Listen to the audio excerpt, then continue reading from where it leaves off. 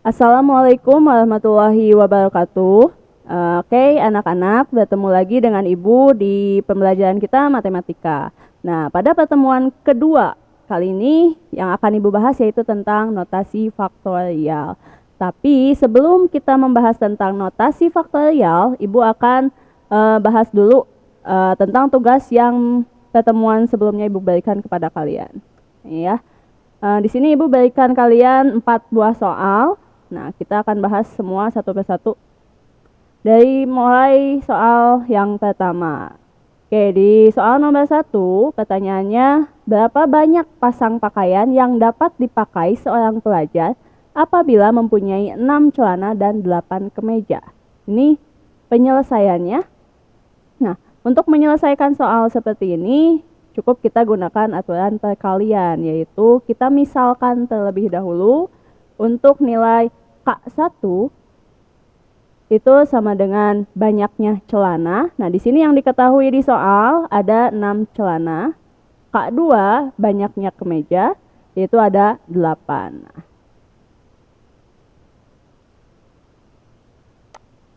Oke. Nah, untuk penyelesaiannya tinggal kita kalikan saja K1 dikali K2 sama dengan 6 dikali 8. Maka hasilnya adalah 48. Jadi, pelajar tersebut dapat memakai 48 pasang pakaian. Itu ya untuk menyelesaikan nomor 1. Nah, untuk nomor 2. Dalam suatu penelitian akan ditanam 4 jenis padi pada 5 petak sawah yang berbeda. Berapa macam cara penanaman 4 jenis padi di 5 petak sawah yang berbeda? Nah, ini penyelesaiannya sama dengan nomor 1. Berarti kalian hanya tinggal memisahkan K1 dan K2, kemudian kalian kalikan. Itu ya, sangat mudah. Kemudian untuk nomor 3. Nomor 3, dari kota A ke kota B ada 5 jalan yang dapat dilalui. Dari kota B ke kota C ada 7 jalan yang dapat dilalui. Nah, di sini ada 3 buah pertanyaan. Untuk menjawab ketiga buah pertanyaan ini, kita tulis dulu apa yang diketahui di soal. Oke, kita buatkan dulu olah jalannya ya. Dari A ke B tadi diketahui 5 buah jalan. Kita gambarkan dengan garis saja. Dari A ke B kita buat 5 buah garis. 2, 3, 4, dan 5. Nih ada 5 buah jalan. Kemudian dari B ke C kita buat ada 7 jalan. Tambahkan lagi 7 buah garis. 2, 3, 4, 5, 6, 7. Ada 7 buah jalan. Itu ya. Nah, untuk menjawab soal nomor A. Dari kota A ke C melalui B berangkat saja. Jadi tentukan berapa cara seseorang dapat pergi dari kota A ke C melalui B. Berarti tinggal kita masukkan saja dari A ke B itu ada berapa jalan. Sini ada 5. Berarti tulis 5. Kemudian dari B ke C ada 7 jalan. Berarti 5 dikali 7. Hasilnya adalah, nah, kalian tinggal hitung 5 dikali 7 itu berapa. Ya. Sekarang yang B. Ada berapa cara seseorang dapat pergi dari kota A ke C melalui B dan kembali lagi ke A melalui B. Berarti pulang pergi. Ketika dia sudah nyampe ke C, dia balik lagi ke A. Bagaimana menentukannya? Sama seperti tadi, kita gunakan aturan perkalian. Dari A ke B, tadi ada 5 jalan, berarti tulis 5. Dari B ke C, ada 7 jalan, berarti kalikan dengan 7.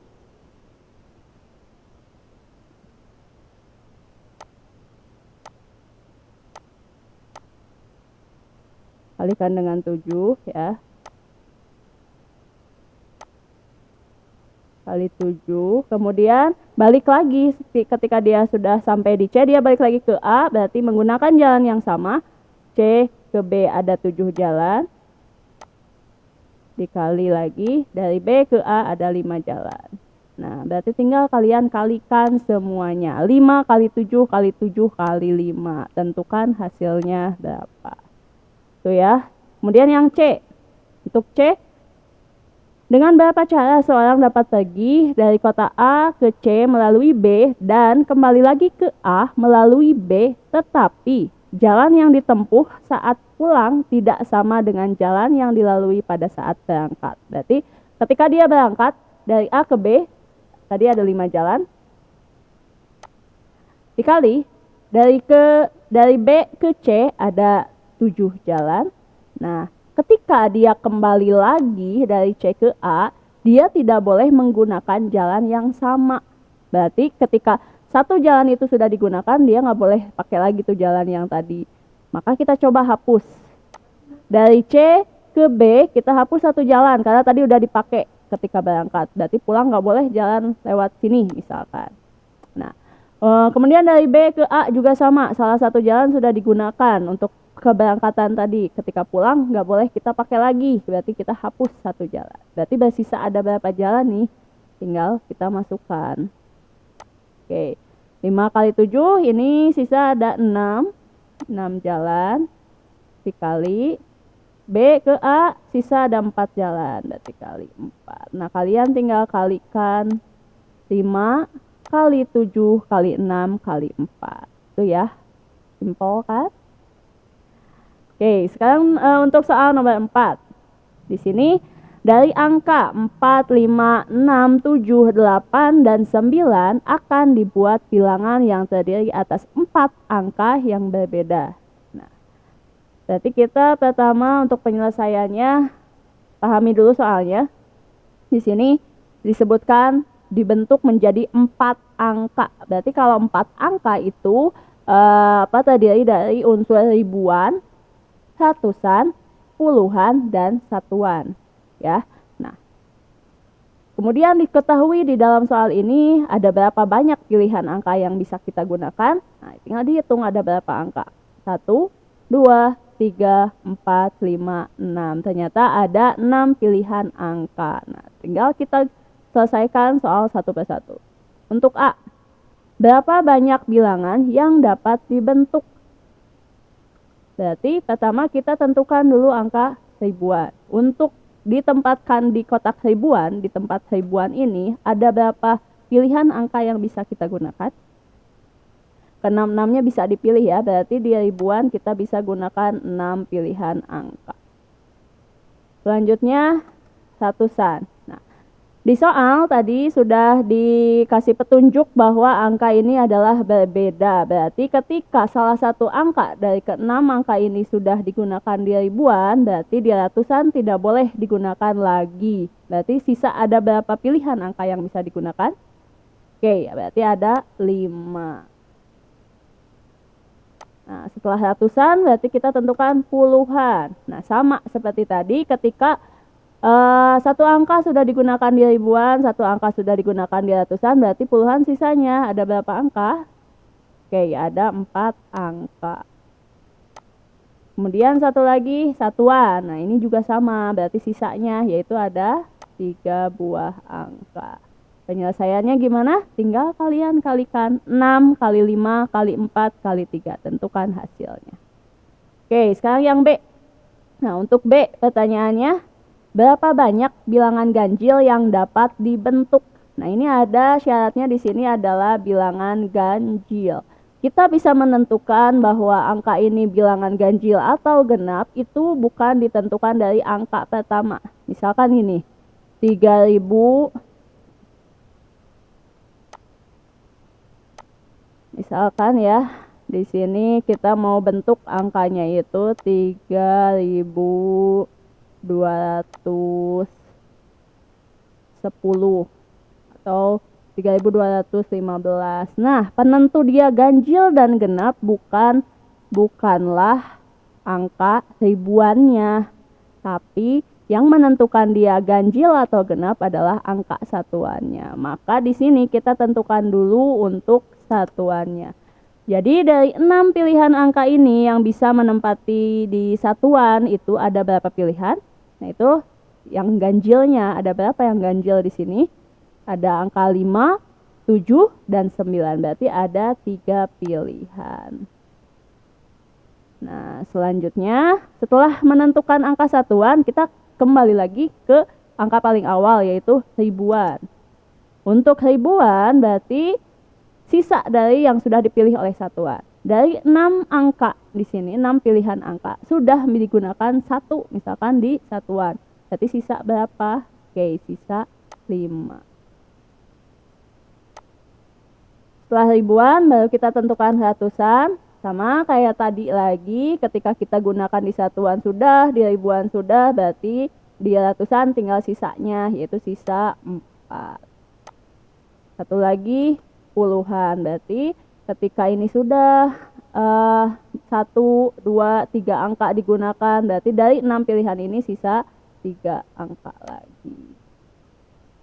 Nah, sama seperti tadi, tinggal kalian kalikan 3 kali 5 kali 4 kali 3. Oke. Sekarang yang C, berapa banyak bilangan yang kurang dari 7.000 yang dapat dibentuk? Nah, ini petunjuknya adalah kurang dari 7.000. Nah, penentu dia kurang dari 7.000 otomatis dari ribuannya. Nah, ribuannya harus kurang dari 7. Maka ada berapa pilihan? Dari 6 pilihan ini yang kurang dari 7. Oke, 1, 2, 3, 4, 5, 6 ini ya. Berarti ada 3 buah pilihan untuk ribuan. Selanjutnya ratusan. Berarti satu angka sudah digunakan di ribuan, sisanya tinggal dari 6 sisa menjadi 5. Kemudian untuk puluhan, sisanya lagi berarti 4. Satu lagi satuan, berarti sisanya lagi berarti 3. Kalikan lagi 3 kali 5 kali 4 kali 3.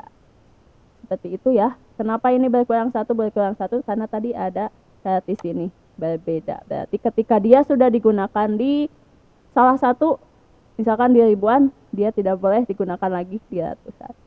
Itu mungkin pembahasan untuk tugas di materi sebelumnya. Nah, kita lanjutkan ke materi pertemuan kita hari ini, yaitu tentang tadi notasi faktorial. Apa sih yang dimaksud dengan notasi faktorial? Oke, misalkan n bilangan asli. Bentuk n di sini kasih tanda seru. Nah, dibacanya itu bukan n tanda seru, tapi dinamakan faktorial, yang didefinisikan sebagai berikut. Berarti ketika penulisan seperti ini, ya, dibacanya adalah n faktorial. Sama dengan n dikali n-1 dikali n-2 kali, kita kalikan terus sampai kali 3 kali 2 kali 1 sampai berakhir di kali 1 ya.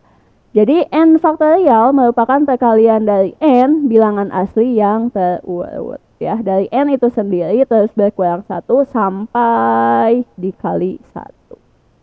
Contohnya, nih, hitung nilai berikut. Yang A, 5 faktorial, B, 10 faktorial dibagi 8 faktorial, C, 100 faktorial dibagi 97 faktorial kali 3 faktorial. Kita selesaikan satu-satu. A, 5 faktorial. Artinya 5 kita kalikan, 5 ini sebagai n-nya, n dikali n-1 kali n-2 dan seterusnya. Berarti di sini 5 dikali 4 kali 3 kali 2 kali 1. Perkaliannya terus angkanya berkurang 1 sehingga hasilnya adalah 120. Yang B, 10 faktorial dibagi 8 faktorial. Nih, 10 faktorial artinya adalah sama dengan 10 kali 9 kali 8 kali 7 sampai di sini kali 1. Dibagi 8 faktorial juga sama, 8 kali 7 kali 6 kali 5 kali 4 kali 3 kali 2 kali 1. Nah, ini penghitungannya cara cepatnya. Kalian tinggal lihat di sini ada angka yang sama, bisa langsung kita bagi. Dari 8 ini kan sama dengan 8 faktorial. Ya, 8 kali 7 kali 6 kali 5 kali 4 kali 3 kali 2 kali 1 itu sama dengan 8 faktorial. Berarti kita bisa batasi di sini 10 kali 9 kali 8 faktorial. Sehingga ini Yang bawah juga sama, tinggal kita coret. Dicoret itu bukan artinya dihilangkan ya, tapi ketika dicoret ini 8 faktorial bagi 8 faktorial hasilnya adalah 1. Berapapun kali 1 berarti angka itu sendiri. 10 kali 9 kali 1 hasilnya adalah 90. Yang C, 100 faktorial dibagi 97 faktorial kali 3 faktorial. Nah, ini tuh ya. Kalau kita tuliskan 100 faktorial dari 100 kali 99 sampai kali 1 itu kan panjang banget ya. Nah, untuk meminimalisirnya, kita lihat pembaginya aja di bawah sama kayak tadi. Yang B, pembaginya 8 faktorial, berarti kita bisa batasi sampai 8 faktorial. Ini di pembaginya ada 97 faktorial, berarti kita batasi saja sampai 97 faktorial. Berarti jadi 100 kali 99 kali 98 kali 97 faktorial dibagi 97 faktorial, biarkan seperti ini, tidak perlu dijabarkan, dikali 3 faktorial. Sama seperti tadi, berarti yang ini tinggal kita coret. 97 faktorial dibagi 97 faktorial hasilnya 1.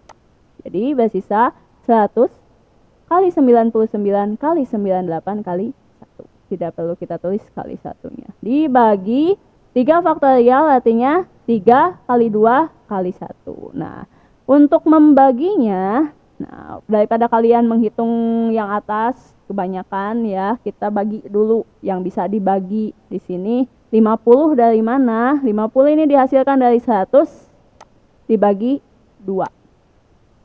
100 bagi 2 hasilnya 50. Selanjutnya 99 dibagi 3.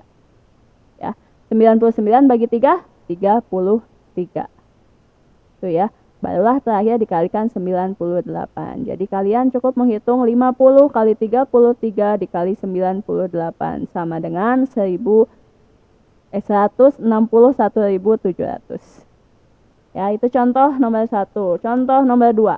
Ini kebalikannya, kalau tadi kita dikasih faktorialnya, kalian tentukan hasilnya. Sekarang tuliskan bentuk berikut ini ke dalam notasi faktorial. Yang A, 17 kali 18 kali 19 kali 20. Yang B, N dikali N-1 kali N-2 dikali N-3. Penyelesaian. Untuk A, 17 kali 18 kali 19 kali 20. Dari sini kita bisa tahu bahwa faktorialnya adalah 20. Kenapa? Karena N itu adalah bilangan terbesarnya dari deretan faktorial ini ya.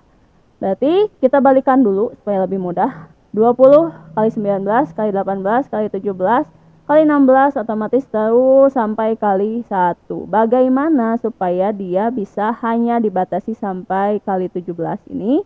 Berarti dibagi oleh 16 kali 15, 14 dan seterusnya sampai kali 1.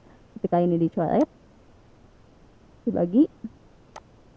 Nah, hasilnya adalah 20 kali 19 kali 18 kali 17 sesuai dengan soal. Maka jawabannya adalah 20 faktorial dibagi oleh 16 faktorial. Kemudian yang B, N dikali N-1 dikali N-2 dikali N-3. Maka ini penyelesaiannya sama, berarti faktorialnya adalah yang difaktorialkan adalah N-nya.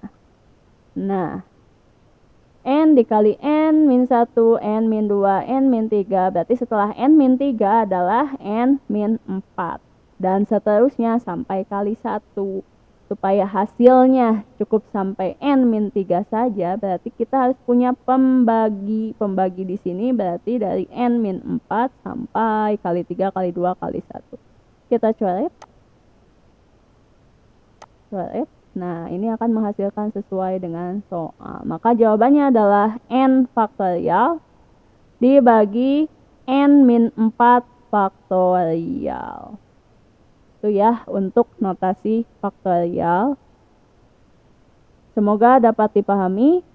Jika ada yang masih kurang dipahami atau kalian mau tanyakan, silahkan tanyakan saja di Classroom atau bisa di grup WhatsApp kita supaya kita bisa diskusikan sama-sama. untuk mendapat penyelesaiannya. Nah, untuk itu supaya kalian lebih paham lagi, Ibu berikan latihan soal. Silahkan dikerjakan 2 soal ini. Yang pertama, menghitung nilai faktorial, seperti contoh pertama tadi. Yang kedua, menyatakan bentuk ini ke dalam notasi faktorial, seperti contoh di nomor 2 tadi. Jangan lupa kumpulkan di classroom. Oke, terima kasih atas perhatiannya. Jangan lupa tugasnya dikerjakan. Dicicil ya, dikerjakan, jangan ditumpuk. Cukup sekian dari Ibu. Wassalamualaikum warahmatullahi wabarakatuh.